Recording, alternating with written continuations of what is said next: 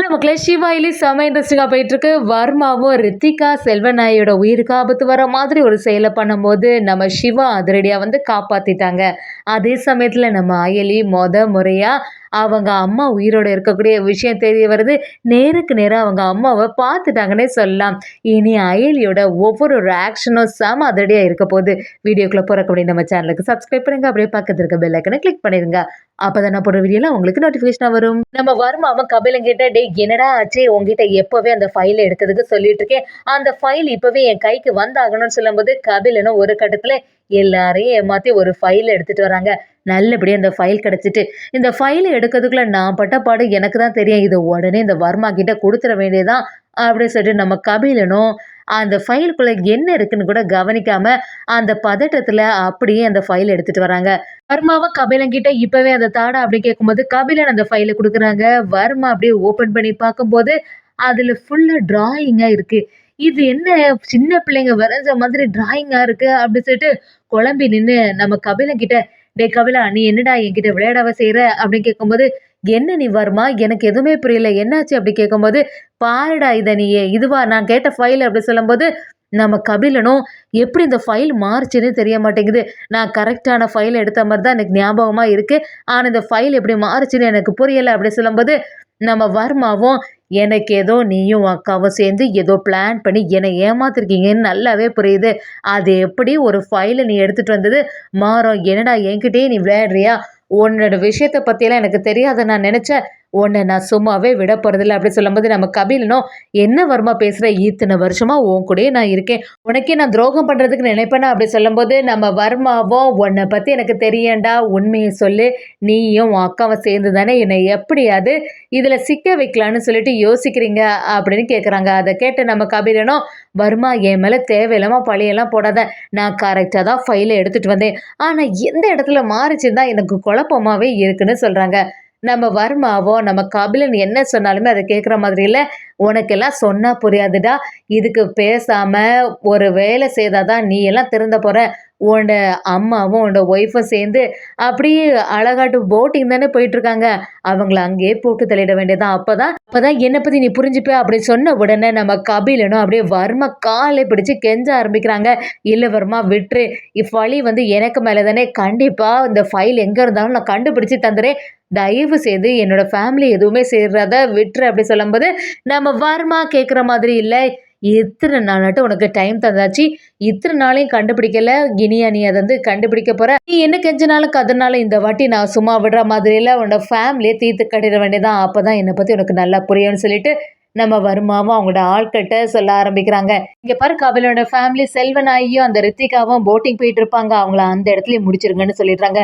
நம்ம கபிலனால அந்த இடத்துல தப்பிக்க முடிய மாட்டேங்குது, எப்படியாவது அவங்க அம்மாவையும் ஒய்ஃபையும் காப்பாற்றணும் அப்படிங்கிற ஒரு எண்ணத்துல இருக்காங்க.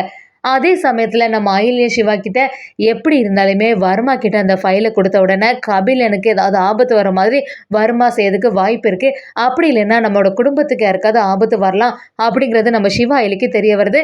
நம்ம அயலியும் சிவா கிட்ட, சரி எப்படியாவது யாரெல்லாம் எங்கே இருக்காங்களோ அது எல்லாத்தையுமே கவனிச்சுட்டே இருக்கணும், யாருக்காவது ஆபத்து வரும்போது அவங்கள அடித்து தம்சம் பண்ணிட்டு நம்மளோட குடும்பத்தை நம்ம சேஃப் பண்ணிக்கணும் அப்படின்னு சொல்லிட்டு நம்ம சிவாவும் அயலியும் ஒரு திட்டத்தை போடுறாங்க.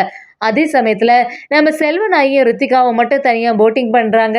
ரித்திகாவும் செல்வநாயிட்ட எத்தனை நாள் ஆச்சு இந்த மாதிரி தனியாக போட்டிங் இப்போ தான் பீஸ்ஃபுல்லாக இருக்குது, இங்கே தான் அந்த சிவா அயலி தொந்தரவும் இல்லை, அந்த குடும்பத்தில் உள்ளவங்க டிஸ்டர்பன்ஸ் எதுவுமே இல்லாமல் நல்லபடியாக இருக்குன்னு சொல்லிட்டு ரித்திகாவும் செல்வநாயகியும் வரப்போகிற பிரச்சனை எதுன்னே தெரியாமல் ரொம்ப சந்தோஷமாக போட்டிங் போயிட்டு இருக்கும்போது கரெக்டாக வர்மாவோட ஆட்கள் வந்துடுறாங்க.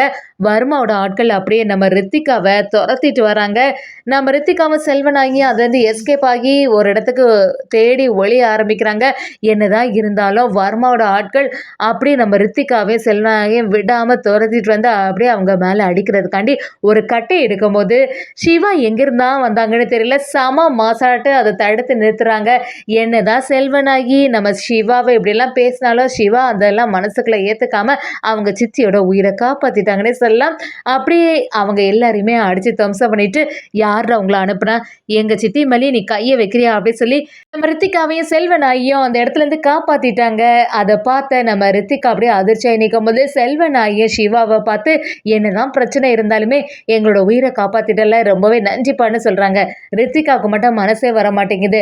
ஒரு கட்டத்தில நம்ம சிவாவும், "சரி இதெல்லாம் சகஜம் தான், ஒண்ணும் பிரச்சனை இல்ல" அப்படின்னு சொல்லிட்டு சமாதானப்படுத்துறாங்க. அதே சமயத்தில நம்ம ஆயலியும், "இவனோட விடவே கூடாது. இந்த ரவுடிங்கள சரியா வெளுத்தெடுக்கணும்னு" சொல்லிட்டு அந்த ரவுடிங்கள தொரத்திட்டே போறாங்க. ஆனா அவங்கள்ட்ட இருந்து எஸ்கேப் ஆயிடுறாங்க. ஒரு கட்டத்துல அயலி அப்படி பார்க்கும்போது, அங்க அவங்க மாமாவ பார்த்துடுறாங்க.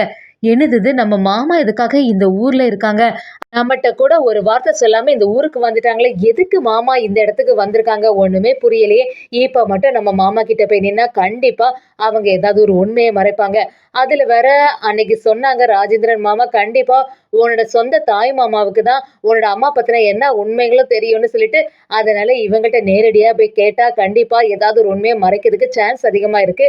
அவங்க எங்க தான் தங்கியிருக்காங்க அப்படிங்கிற ஒரு விஷயத்த தெரிஞ்சுக்கணும் அப்படின்னு சொல்லி, நம்ம ஆயிலியும் தூரத்துல இருந்து அவங்களோட மாமாவ பார்த்துட்டே இருக்காங்க.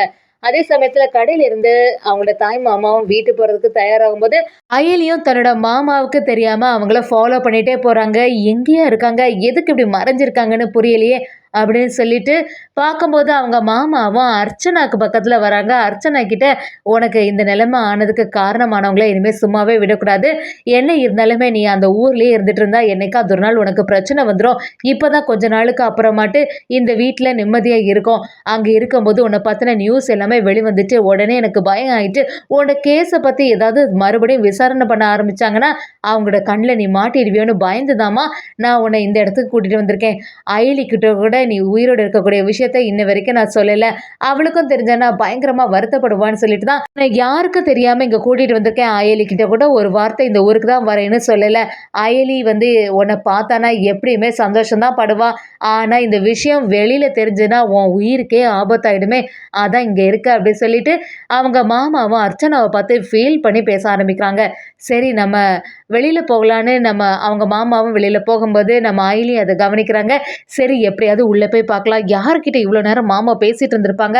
அப்படின்னு சொல்லி நம்ம அயலியும் உள்ள வந்து பார்க்குறாங்க. அங்க பார்த்த உடனே, அங்க உள்ள ஆள பார்த்து அப்படியே அதிர்ச்சி ஆயிடுறாங்க. ஏன்னா, அது அர்ச்சனாவா இருக்குது. இது நாள் வரைக்கும் தன்னோட அம்மா இறந்து போயிட்டாங்க அப்படிங்கிற ஒரு எண்ணத்துல இருக்க நம்ம அயலி, அவங்கள பார்த்த உடனே அதிர்ச்சியாகி நிக்கிறாங்க. அம்மா, அம்மான்னு சொல்லிட்டு கதறி அழ ஆரம்பிக்கிறாங்க. "அம்மா என்ன தெரியுதா? நான் உன் அயலி வந்திருக்கேன். தயவு செய்து என்ன பாரும்மா. உனக்கு என்னம்மா ஆச்சு?" அப்படின்னு சொல்லிட்டு நம்ம அயலி கதறி அழ ஆரம்பிக்கிறாங்க. ஆனா, நம்ம அர்ச்சனாவுக்கு எதுவுமே தெரிய மாட்டேங்குது. அர்ச்சனா எப்பவும் போல அங்க இங்கேயே பார்த்துட்டு இருக்கும்போது நம்ம அயலி ஒவ்வொரு ஒரு விஷயத்த யோசிச்சு பார்க்குறாங்க.